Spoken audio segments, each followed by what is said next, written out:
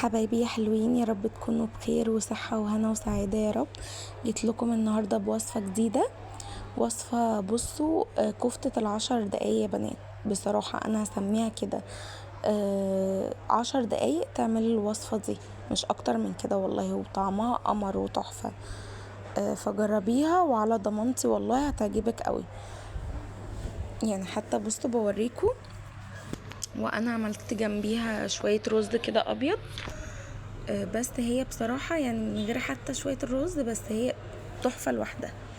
فالوصفة دي انا واخداها من اختي جوزي، ربنا يخليها لي يا رب. بتعمل شوية وصفات كده يا بنات عسل زيها.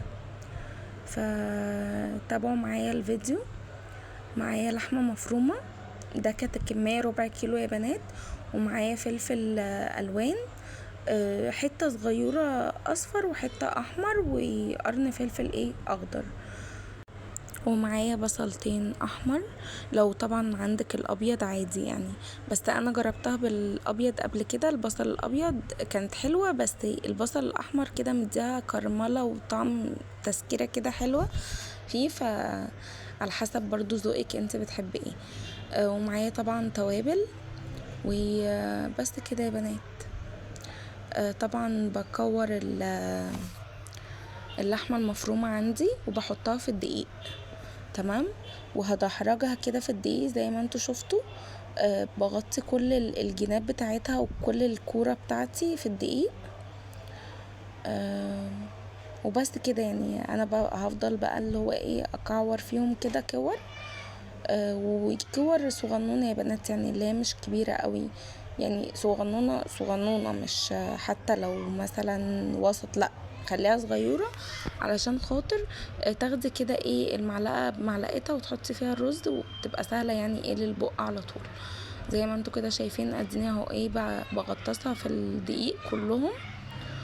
وبس هعمل الكمية بتاعتي اللي عندي 1/4 كيلو. فالوصفة دي يا بنات طبعا على حسب الكمية، لو عندك الكمية اكبر بتزودي اكبر في كل حاجة.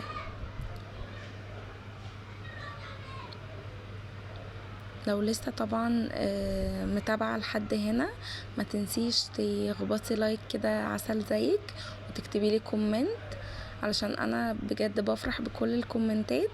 وكل فيديو هقول لكم كده يا بنات، يعني بجد شكرا لكل الكومنتات اللي بتجيلي. بصراحة يعني بتفرحوا قلبي، ربنا يفرح قلوبكم زي ما انتم مفرحيني. بس طبعا معايا طاسة حطيت فيها شوية زيت، ونزلت بكل الكمية اللي انا عملتها بتاعة اللحمة المفرومة.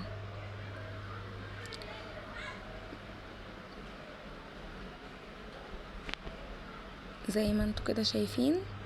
وشيري طبعا لكل حبايبك وكل اصحابك علشان يشوفوا الفيديوهات بتاعتي، والقناة تكبر كده بيكو ومعاكو.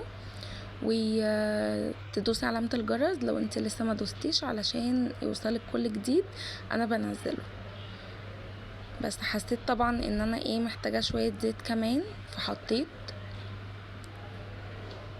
اهو. ما بقلبش بصراحة يا بنات بمعلقة او بشوكة او باي حاجة، دوبك بس انا بقلب بالطاسة كده. بس انا طبعا عليها لحد ما تديني وش كده، او تحمير كده، ان هي تتحمر الكفتة بتاعتي. بس برضو مش بحمرها اللي هي على الاخر، لا يا دوبك بس هي ان هي تدي وش بس كده بسيط. وبعد كده هصفيها طبعا من الزيت زي ما انتوا كده شايفين. هطلع كل الكمية، اديني بوريكم اهي، يعني ان انا مش بخليها محمرة قوي، بس بطلع كل الكمية اللي معايا. وبرضو يا بنات قولوا لي ايه الوصفة اللي جاية اللي انتوا عايزيني اعملها، او ايه الفكرة اللي جاية اللي انتوا حابينها، وانا ان شاء الله باذن الله هنفذها. وطبعا اللي كتبت لي او اللي كتب لي عبد الله خضير، عايز طريقة الكيكة بالهوهوز، انا مش ناسياك والله، وهنزلها ان شاء الله باذن الله في اقرب فرصة هتجيلي. بس زي ما انتوا كده شايفين انا طلعت كل الكمية.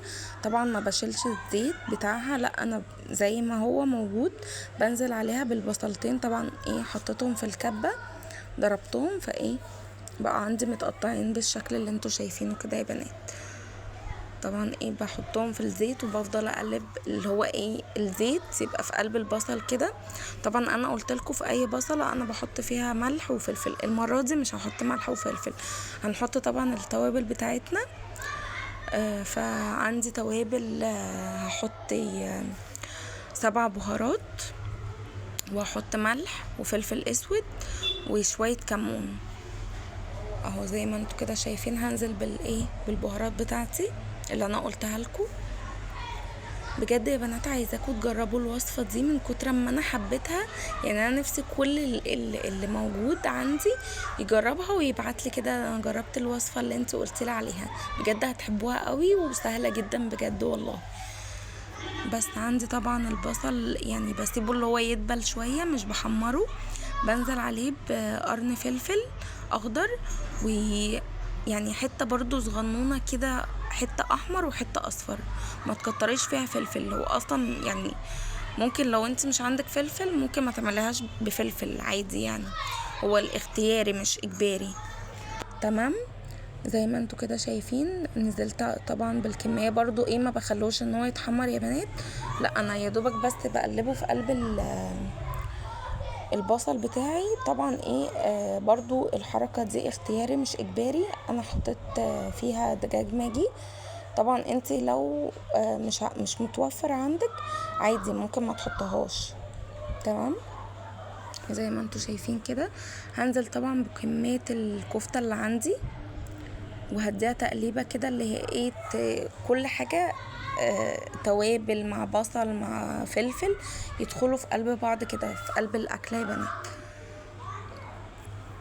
بس وهنزل طبعا بكوبايه شاي كده اللي هي مج، سوري مش كوبايه شاي، مج كده من بتاع الشاي بتاعنا. هنزل بيه ميه.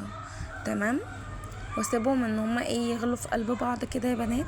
طبعا انا ما بغطيش الطاسه، يعني انا ما يعني هي بتتعمل في طاسه ما بتتعملش ايه في حله، فما بتتغطاش تفضل كده. طبعا ايه هتفضل تتكتك كده مع بعضها. والصوص عندي هيتقل يا بنات بسبب ايه الحركه اللي انا عملتها في الاول، اللي هو ايه حطيت الزيت وبعد كده بحط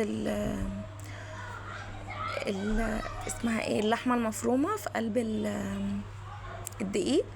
فالدقيق بيتقل لي ايه الصوص اللي انا حطيته، او بيتقل الميه اللي انا ايه حطيتها. فحسيت ان هي ايه محتاجه ان هي تتزود كمان شويه ميه، فحطيت لها ربع مثلا كوبايه كمان.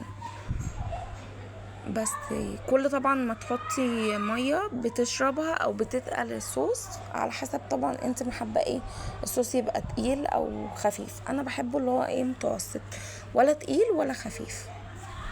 بس اديتها طبعا تقليبه كده وسبتها لحد ما تبقبق كمان شويه. بس كده كنت بوريكم يا بنات ان ايه ان كده الوصفه بتاعتي خلصت. وصفه قمر زيكم والله، وبالهنا والشفا على قلوبكم لو انتوا جربتوها.